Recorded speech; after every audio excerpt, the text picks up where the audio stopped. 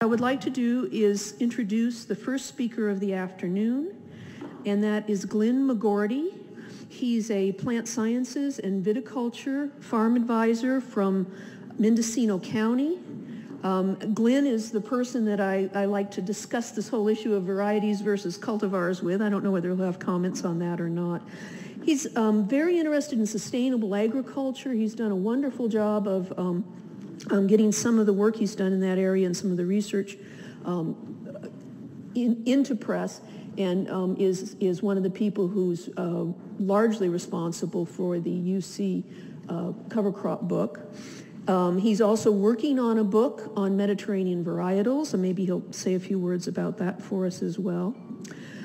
He is responsible in Mendocino and Lake County as well, I think, for all horticultural crops, including wine grapes, vegetables, nursery and floricultural crops, landscaping, and weed sciences. So he has some broad responsibilities there, but he has the right kind of a background to handle it all, and I think probably the majority of his time does go into work on grapes. So with that, I believe that you do have Glenn's PowerPoint in your folders.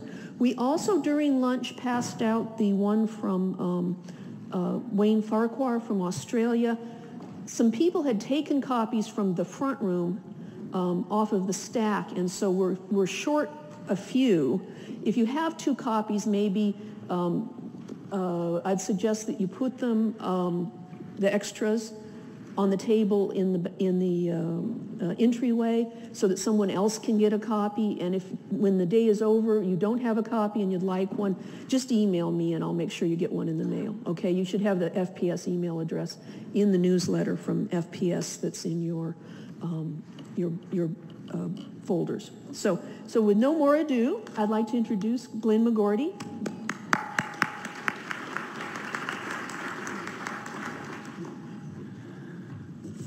Well, I guess I better weigh in on the cultivar versus varietal debacle here.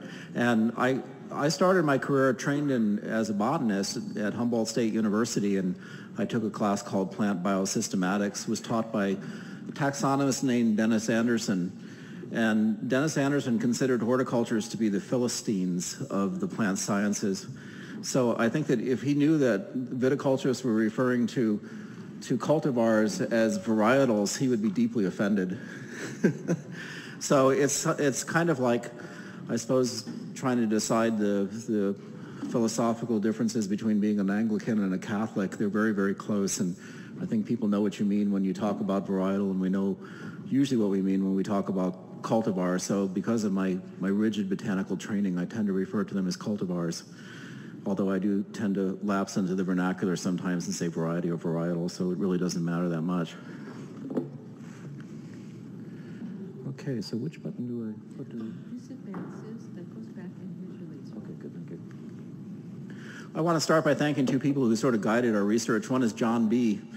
And John Bixenstein, when I started as the viticulture advisor in Mendocino County in 1991, very quickly got a hold of me and warped my mind into thinking about Rhône varietals or cultivars, and how Mendocino County could be suited for growing warmer plant material. When we get to talking about Lake County, Jed Steele also had a very positive influence, I think, on the research. I inherited the research that was going on wine grape cultivars there, and Jed Steele had really sort of organized the projects that I took over. And he also was thinking about the Rhône region. So a lot of my work evaluating plant material has been guided by people much more knowledgeable than myself, and today these are the two heroes of my research projects. There's actually 4 trials we're going to talk about today. One I initiated at the UC Hopland Research and Extension Center. We're looking at 20 cultivars, and the 5 years of data are summarized in the presentation. There were 2 trials in Lake County. The Romiger Red Hills trial, run from 1994 to 2000. I present an average of 3 years of data, and also the Highland Springs trial, which we have 3 years of data. I also want to recognize Steve Tillicky, who worked for me during that time frame. Steve, raise your hand so everybody knows who you are. Steve is a general manager and viticulturist for Steele Winery, And he helped me sort through mounds and mounds of data gathering, and it's the result of his work that I'm able to present data today.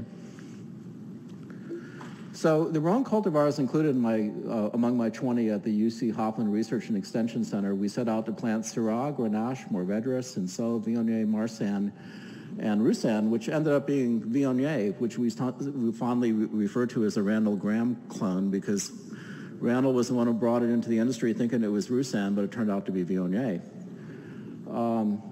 So in 1994, these were all pretty exotic plant materials. We didn't really have very much information about how they'd grow in California, which was the whole reason that I planted them. In Highland Springs and Red Hills trials, Grenache, Mourvedre, Cinsaut, and Syrah were planted.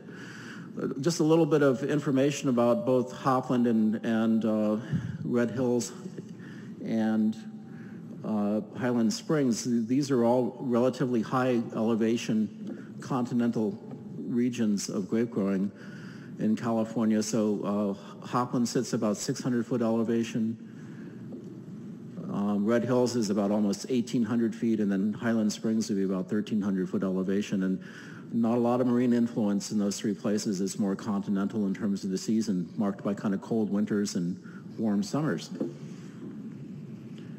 I did just want to mention the fact that in the Rhône region, too, it's also quite different what you get from the northern Rhône to Châteauneuf-du-Pape.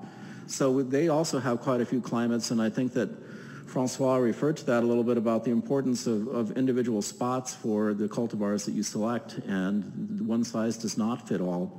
And of course, they've had several thousand years to work on finding the right plant material for the right spot.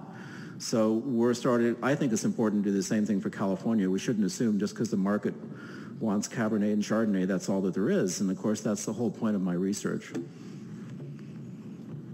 This is useful to start with, which is a degree summation of looking at the temperatures above 50 degrees Fahrenheit. And what you might notice is that Châteauneuf-du-Pape is considered to be about 2,800 according to Winkler. So we're actually warmer than that.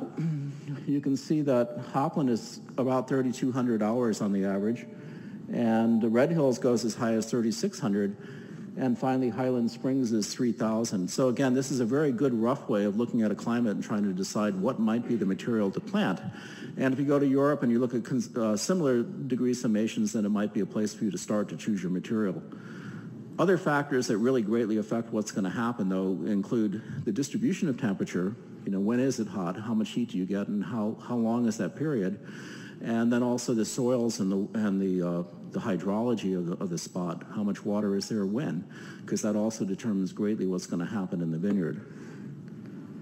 So just today we haven't seen very many pictures, but this is Hermitage in the Rhône region. Very lovely spot for growing Syrah. Probably been growing there at least 1,000 years, probably longer. And there's many producers that call this place home. Châteauneuf-du-Pape, that happens to be a Grenache vineyard outside of the town. And this is what passes for soil. This is the remains of, I guess, of a glacial moraine moved around by the Rhône River. And of course, we don't have very many places like that in California, but the point to note here is that this is a very warm place, and that's where Grenache fits in. Grenache is considered to be really choice for a warm spot. More in the Rhône in the north, looking at the terraces, very, very expensive to farm. That's why you pay so much money for those bottles of French wine from Chateau Gruyère and places, because there is no mechanization. It's all done by hand, and French farm workers don't work for cheap. And there's Mourvedre at Beaucastel, and you can see again that famous rock that they have that is characteristic of Châteauneuf. So now I'm going to start talking about the individual cultivars that we worked with. Grenache or Garnacha is probably a fairer way to call it, because actually there's more Grenache in Spain than there is in France, and the Spanish definitely consider it their varietal that the French stole. They get very passionate about this. But what we see in general about Grenache, if we wanted to sum it up, and that's what I'm doing in this slide, is that it's a big producer and generally requires thinning. In Spain, they talk about Garnacha Tinta and Garnacha Fino. They actually have different clones that, based on their yield potential. And we don't have those here in California. So the clones that we have, especially in 1994, were big producers. They were used to make such fine beverages as Tawny Port and they weren't necessarily designed for red wine production. So what we see about them is a relatively early bud break. So if it's in a cold site, you're going to need frost protection. Mid-season ripening is what I found, kind of like Zinfandel, it'd come off about the same time. Moderate colors and tannins, we cordon train it. This is one thing that I think is a big issue for us. Whoops, I'll go back for a second. It's prone to berry shriveling and magnesium deficiency. So even in the North Coast, we can see magnesium deficiency, which is sort of mind-blowing when you think about it because we have such high levels of magnesium. And again, good for warm locations. So if you have a hot spot on a rock pile, the Grenache is probably what you ought to think about planting. There it is. It's characterized by usually, at least with the clones, we have a lot of wing clusters. The shoots or the leaves are very smooth. They look very leathery and shiny. This is what we found when we let it go and the trials were managed a little differently at Hopland. We did fruit thinning. And this is something you probably aren't used to seeing, which is kilograms per meter. So basically, if you're looking at about 2 kilos per meter of cordon, you're looking at about probably 2.5 tons to the acre. So that's just to give you a quick reference. And if you're getting about 4 kilos to the meter, you're looking at about probably a little under 5 tons. So you can see when left to its own, which we did in Red Hills and Highland Springs, those vines have been grafted over. One was a Sauvignon Blanc vineyard, the other one was a Chardonnay vineyard. And we just let the grower manage it the way that he wanted to because he wanted to look at kind of at grower standards. In Hopland, we thinned. And even with thinning, we see that we have a pretty good production out of there, probably in the neighborhood of a little over 4 tons to the acre. But in the other locations, it could get very, very productive. So 18.75 clusters. Our spurs typically were spaced about 6 inches apart. And you can see very, very productive if you didn't do any thinning. And the cluster weight, we're looking at almost half a pound per cluster in Highland Springs and still pretty good weights in both Red Hills and in Hopland. So this is a very productive cultivar. It makes a lot of fruit. It's what I call a grower's grape. Left unwatched, it'll easily make 10 tons per acre. But it has a couple annoying habits, and one is that it goes into berry shrivel or waterberry or whatever you want to call it. So that's something that is a hazard with this cultivar that you really want to watch. We don't know why. Here's the wine grape chemistry. We're able to ripen these pretty effectively in Hopland and in Red Hills, but Highland Springs is more of a challenge. Highland Springs, remember, only had about a 3,000 degree day summary, and it's wet soils and they're heavy magnesium soils. Clear Lake clay is the soil type, and it takes a long time for things to get going in the springtime, and consequently it really wasn't very good red grape ground, and this is real typical of what happened with red fruit in that trial. So we concluded it really wasn't the best place for red fruit, whereas in Hopland and Red Hills, no problem ripening this cultivar. And you can see we had decent pH and titratable acidity. So the numbers that you get on Grenache tend to be pretty good. Now we move on to Syrah. Syrah tends to be a late mid-season bud break, so it's not the last thing, but it's getting towards the end, which is good if you happen to be in a place with treacherous spring frosts. And it ripens late mid-season before Cabernet, so it's not as late as Cab, but it's later. It's also vigorous and fruitful. It has excellent potential wine quality with adequate tannins and anthocyanins, so I think that it's one of the wine grapes for the warmer parts of California that we should look at carefully. It's usually spur pruned and it's upright in terms of its growth. There's a look at it. The clusters of Shiraz or Syrah tend to be long and conical like this and usually not winged, although sometimes they may be winged. The newer selections definitely are not winged. What we found here is that, again, pretty good potential for yield on it. And I think at the Hopland Research and Extension Center, we were hitting it right on the money, right around 3.5 tons per acre, which I think is about the right yield for really high quality fruit. You know, there's a lot of people who would argue about that, but what I'm finding is most winemakers say bring it in at 3 tons per acre and we'll be happy because it will have the level of concentration that we like. And we're getting a little more than that in Red Hills, but again, overall, that was pretty reasonable. In Highland Springs, it had such a big crop, we never could ripen it in the 3 years that we tried. Had we gone through and done a lot of thinning, we probably could have managed to get it right, but under Highland Spring conditions, it wasn't the right choice. This brings up an interesting question because I've heard John Gladstones and other people say that they think it belongs in a cooler region. And it is true the Northern Rhône is cool, but remember they also are allowed to add sugar some years in the Northern Rhône. So, for California, as we're starting with this cultivar, I recommend a warmer spot, Region 3, Paso Robles, Ukiah, Livermore, places like that I think are the right place for us to begin growing Syrah. Now there probably are some opportunities in select spots. If you've got the warm spot on the Sonoma coast, you might be able to ripen this, but I think better to be a little bit warm than a little bit cool when planting Syrah. Wine grape chemistry. This is a little odd. I don't know why we have such a low percent sugar for Red Hills. I think we jumped the gun a couple times picking it. We would do both combination of berry sampling and tasting, and because we had an amateur winemaker working with us trying to make some small lot samples, and we kind of leave it up to him, and he jumped the gun a few times, so we ended up with some low sugar samples. I think the other thing that tends to throw people off is the pH of Syrah tends to be a little bit high as it ripens, so it doesn't taste as acidic and tart as some other cultivars do. But you can see at Hopland, I think we got it right, so about 25% sugar is really, I think, where Syrah begins to show what it can do.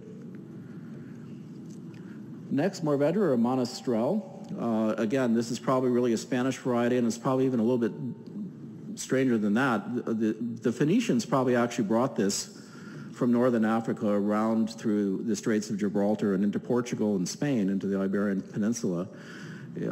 So because its genetics are really quite different than the other plant material that you find in sort of the places where the Romans and the Greeks settled it. And Mourvedre has really unusual aromatics that when you're crushing it, it smells different than most other fruit. And in fact, in southern France, they talk frequently that when they're making Mourvedre in the winery, the whole winery smells like it. It's just so uniquely different than other cultivars. So we see a very late bud break on it. Also typical, the further south you go in European wine growing, the later everything tends to be, and I don't know why that is, whether that was a conscious selection so that winemaking was taking place at a cooler time of the year. And the further north you go, the earlier that bud break tends to be. So if you think about places like, northern France with Pinot Gris and Chardonnay, those are relatively early bud break, and they tend to look for warm spots in the cool climate, where further south bud break tends to be later. It's a very upright producer in terms of growth. What you see is it fits a vertical shoe position trellis system. You almost don't have to even touch it. It just grows right between the wires. It's a very, very upright cultivar in its growth. It produces ample tannins and anthocyanins. Cordon trained works quite well. It needs a long growing season to ripen, and spur pruning is pretty typically how you prune it.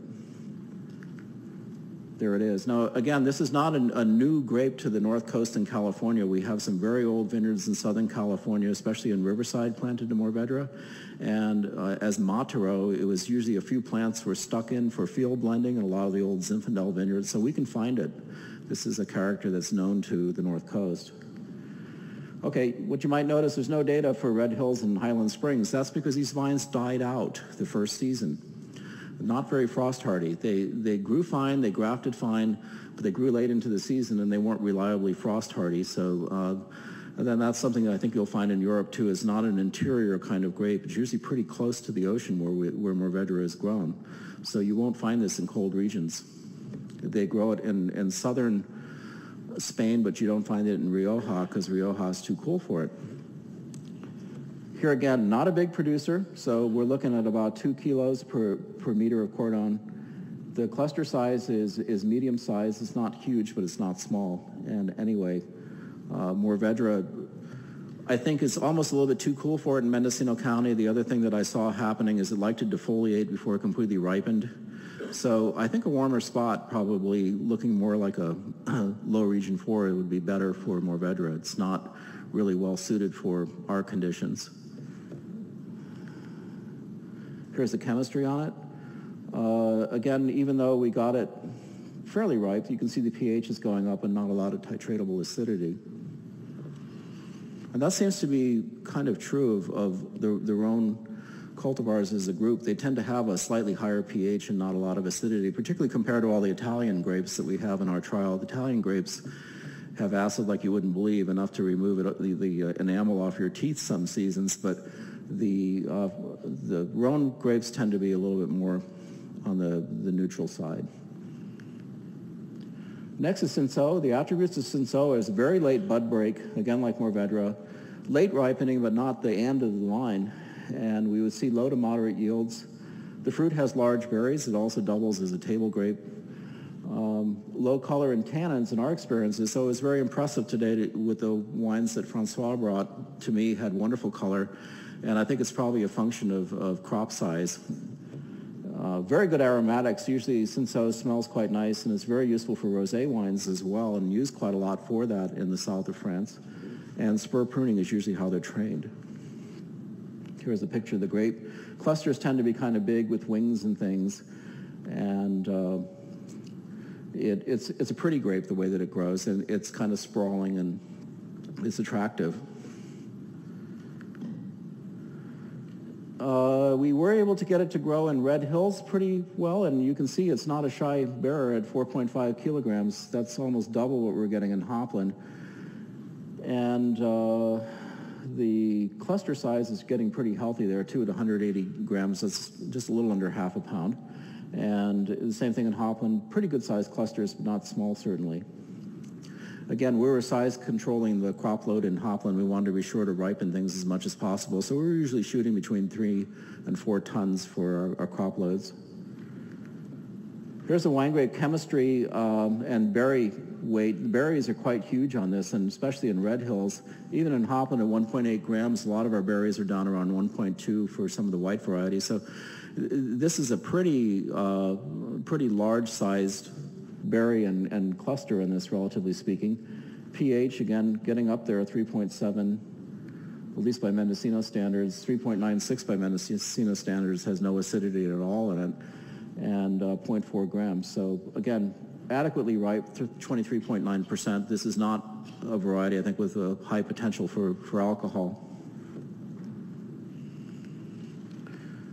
Viognier, early bud break and ripening, it's much earlier than the red cultivars we're working with. It's not highly productive. It doesn't have a real high yield potential. The clusters are small, the berries are small. It's a very aromatic cultivar because of the high terpene content. Cane or spur pruning, also a lot of discussions about this. We cane pruned ours on the advice of Dick Honish, who said he thought it yielded better when you cane pruned it. I don't know if you've changed your mind on that, Dick, but that's what we did. And we found that the wines really were best when they're very ripe. You got to get this at least at 24% sugar before you really can appreciate the phenolic compounds in it. I mean the terpenes. So this is kind of what we got, about 2.1 kilograms per meter of cordon and about 21 clusters. And the clusters are small. They're only about 94 grams per cluster, so that is, like quarter of a pound or less. Wine grape chemistry, the berry weight, again, small berries, pH of about 3.55, 0.62 grams of acidity, and 26% sugar. This was our average for 5 years, so we were able to get this one nice and ripe. It's pretty early. It follows pretty much the growth pattern of Chardonnay, and in our experiences, it's very similar. Marsanne. Marsanne is sort of the workhorse. It's the Grenache of the white wine grape world. Very high yields, mid-season bud break and ripening, large clusters. It's prone to berry shrivel just like Grenache. And the wines tend to be mineral with an interesting character, especially when aged. Spur pruned and quite vigorous. So this is one, if you like to grow tonnage, this is the grape you want to have. This thing can easily set a 10-ton crop in Mendocino County. So here you can see this was our average. Even after thinning, we still had 4.23 kilos per meter of cordon. So that's way up there. That's looking at around a 6-ton crop. And the number of clusters, though, is relatively small, but you can see the weight there is over half a pound. So that's where this thing really gets its tonnage, is on the basis of these large clusters and relatively large berry size, which we can see in the next slide. So we're at about 1.9 grams is our average berry weight, pH of about 3.79, 0.38 grams of titratable acidity, and the percent sugar is 24.4%.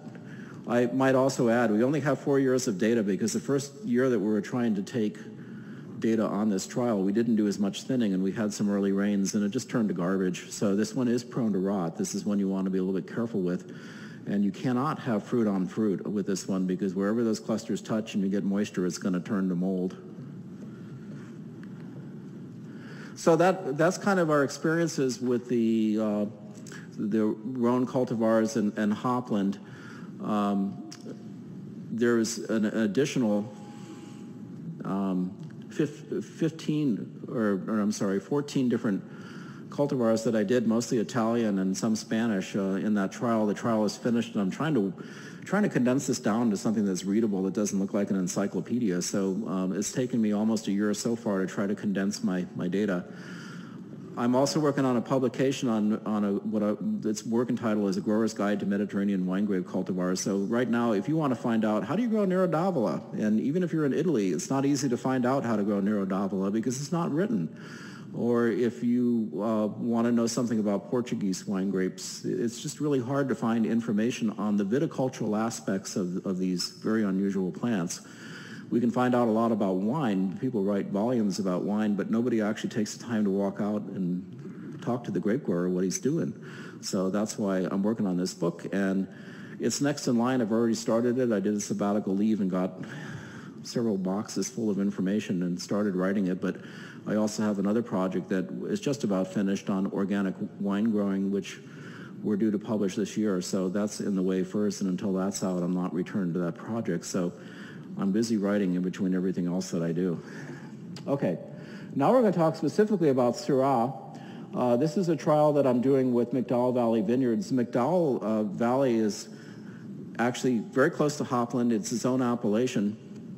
And it's the one spot in California with the longest continuous record of Syrah growing. There's a vineyard there that was planted in 1919.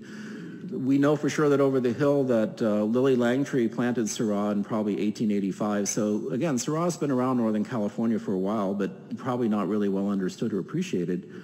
And in fact, they thought that Syrah in McDowell Valley was actually Petite Syrah. And John B. knows the story better than me. The bottom line is that this vineyard had a mixture of Pelersan, Syrah, and Durif, and Carol Meredith found that, plus another 3 or 4 cultivars in with it when she actually did some DNA fingerprinting in it. So this was one of the heritage sites of Syrah and Petite Syrah and Pelersan in Northern California. So they have a long tradition, and really they're kind of on their 3rd selection of clonal material for growing in McDowell Valley. So it's a place that really understands Syrah. So in this study, we have 6 clones. We used a randomized complete block analysis of variance design. There's 5 vines per rep, 8 reps, 40 vines total per selection. 9-foot wide rows, 6 feet apart in the row. It was planted in spring of 2000 as green growers. Our rootstock was 10114. It's planted on a VSP trellis system and is drip irrigated. So these are all pretty much the on-top clonal selections, or CTPS. In France, my understanding is that they were selected primarily to ensure ripening under French conditions. And initially they were selected for plant health, but may not be completely virus-free. And I think Deborah indicated that just because it's an ONTAV registration doesn't mean it doesn't have viruses. And we're seeing that's coming back sometimes to be problematic for us here in California because of our rootstock selections. Typically the smaller clusters and berries than UCHREC clones, and ripen earlier in France than the older selections did. That was part of the justification for their clonal program. But this is sort of the classic Syrah cluster, which is sort of long and conical. And in our clonal trial, we have clones 100, 174, 308, 383, 474, and 877. And again, when we did this in the year 2000, this was very avant-garde, and now you're starting to see these clones all over the place. But this was, John Caldwell helped us find the material and propagate the plants. These are all planted on 10114. Here's some comparisons. We only have 2 years data, and this is a relatively young vineyard, so I'm sure things will change.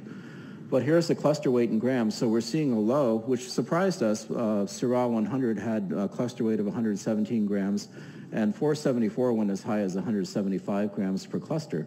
So again, these are supposed to be smaller clusters and lower weights, and I think compared to the old Shiraz UC clones, they probably are indeed.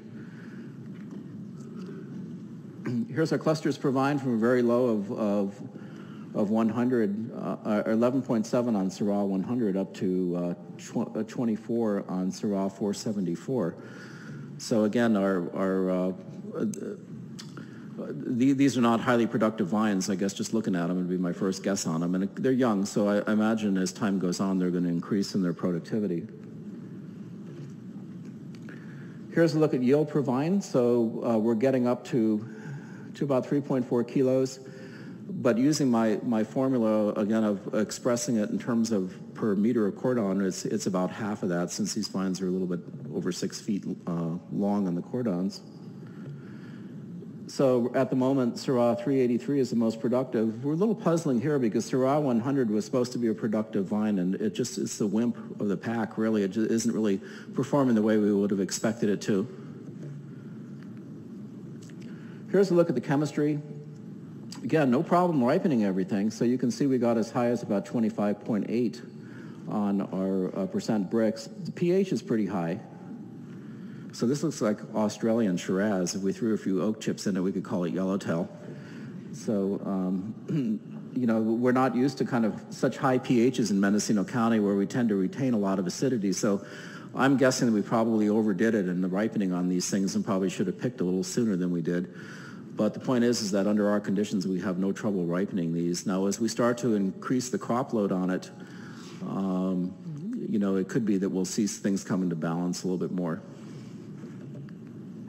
So kind of to summarize it, this is the first 2 years. So our clones were chosen for early ripening, and these selections are certainly meeting that objective. So typically, Mendocino harvest starts around the first week of September and ends the first week of November, and we're picking these the first week of October, so they're right in the middle of the pack.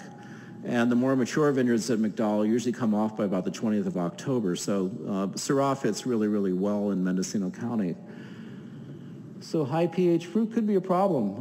And again, this seems to be the case with other on-top selections. When we look at Dijon clones of both Pinot and Chardonnay in Mendocino County, we're seeing higher pHs than may be ideal. So we can fix that with tartaric acid, but a lot of winemakers would rather just do nothing more than crush fruit and let it ferment and put it in the bottle, so they're not excited about having things that come in a little bit out of balance. However, if you're blending, which now seems to be the style of doing multiple clone wines, this probably would offset some things that aren't really quite as ripe as you'd like. We think it's very promising early results, and the new clones should offer wine growers more options and flavors. So I think that we can definitely put together more of a spice rack to choose from in terms of the wines that we have to work with at our fingertips. So that's basically it. Thank you very much.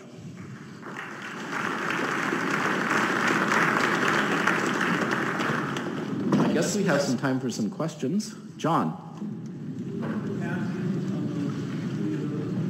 The question was about potassium. No, we didn't run it. You know, as the more work I do in evaluation of clones and plant material, the more chemistry I think I need. And in the future, I want to start looking not only at potassium, but also at phenolic total tannins and anthocyanins, because I think that those differ greatly.